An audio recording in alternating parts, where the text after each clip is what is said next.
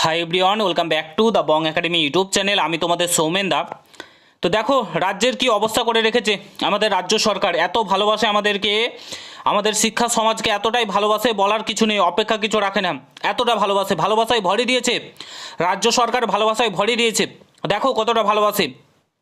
তোমাদের ডাব্লিউবিপি কনস্টেবলের সমস্ত কিছু রেডি রেখে ফাইনাল রেজাল্ট প্রকাশিত হওয়ার কথা ছিল।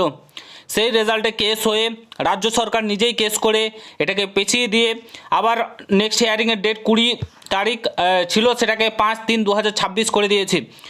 তো তোমাদের অর্থাৎ মার্চ মাসের 5 তারিখ তোমাদের নেক্সট হিয়ারিংয়ের ডেট রয়েছে, ঠিক আছে? যেটা তোমাদের ডাব্লিউবিপি কনস্টেবল রয়েছে তার নেক্সট হিয়ারিংয়ের ডেট রয়েছে। বর্তমানে আমাদের রাজ্য কতটা সুন্দরভাবে এগিয়ে যাচ্ছে।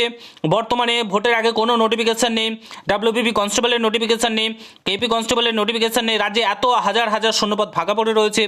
রাজ্যে কোনো নতুন বিজ্ঞপ্তি নেই, পিএসসির তরফ থেকে কোনো বিজ্ঞপ্তি নেই, এসএসসির তরফ থেকে কোনো বিজ্ঞপ্তি নেই, পুলিশের তরফ থেকে কোনো বিজ্ঞপ্তি নেই। শুধু আছে বেকার ভাতা, শুধু 1500 টাকা বেকার ভাতা, যুবসাথী 1500 টাকা, লক্ষ্মী ভাণ্ডার, এই 1500 টাকা আমরা ভিক্ষা করতে এসেছি। এই রাজ্যে আমরা ভিক্ষা করতে এসেছি, আর রাজ্য সরকার আমাদেরকে ভিক্ষা প্রদান করছে, আর সেই ভিক্ষাটা আমরা নিচ্ছি, ঠিক আছে? বর্তমান বাঙালি আজকে সত্যি কথা বলতে অসহায়। বর্তমান বাঙালি রাজ্যে ঘুমিয়ে রয়েছে। এই যে এতটা বেহায়া নির্লজ্জ সরকার, এর বিরুদ্ধে কোনো প্রতিবাদ করছে না, কাউকে দেখতে পাচ্ছি না। পুরো যুব সমাজ নষ্ট হয়ে গেল, শেষ হয়ে গেল এই সরকারের জন্য। পুরো যুব সমাজ যারা চাকরির রাস্তাতে বসে রয়েছে, যে একটা চাকরি করব, বাবা মার স্বপ্ন পূরণ করব, সেটা পুরোপুরি শেষ করে দিচ্ছে এই রাজ্য সরকার। এই রাজ্য সরকার আগামী দিনে যদি থাকে তাহলে পশ্চিমবঙ্গটা শেষ হয়ে যাবে, পশ্চিমবঙ্গটা দেউলিয়া হয়ে যাবে, বেকার করে দেবে এই রাজ্য সরকার। না কোনো নতুন নোটিফিকেশনের আশা আমরা দেখতে পাচ্ছি, না কোনো কিছু দেখতে পাচ্ছি।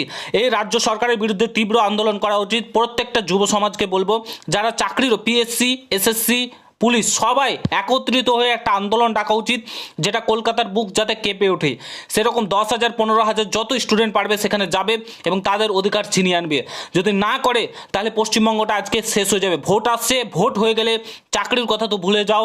যদি তুমি আন্দোলনও করতে যাও, তোমাকে লাঠি মেরে, পুলিশের তরফ থেকে লাঠি মেরে তখন তোমাকে তাড়িয়ে দেওয়া হবে। তার জন্য বলছি প্রত্যেকে একত্রিত হয়ে বৃহত্তর একটা আন্দোলন ডাকা উচিত।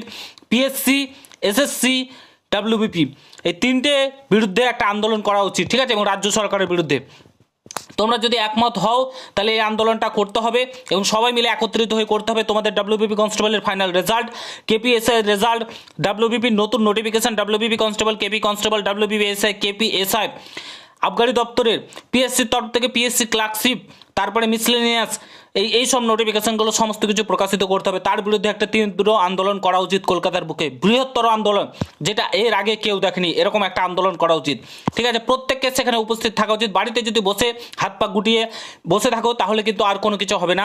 তাহলে চাকরির কথা ভেবে যাও, তুমি কাজ করতে শুরু করে দাও, অন্যান্য কাজ, ঠিক আছে? মিস্ত্রির সঙ্গে কাজ করতে শুরু করে দাও, লেবারের কাজ। ভিডিওটা শেয়ার করবে, চ্যানেলে নতুন হলে অবশ্যই সাবস্ক্রাইব করে যাবে। দেখার জন্য কোনো ভিডিওতে আর কিছু বলার নেই।